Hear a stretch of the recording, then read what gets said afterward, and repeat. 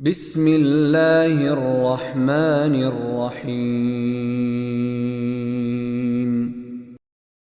وقال نسوة في المدينة امرأة العزيز تراود فتاها عن نفسه قد شغفها حبا إنا لنراها في ضلال مبين.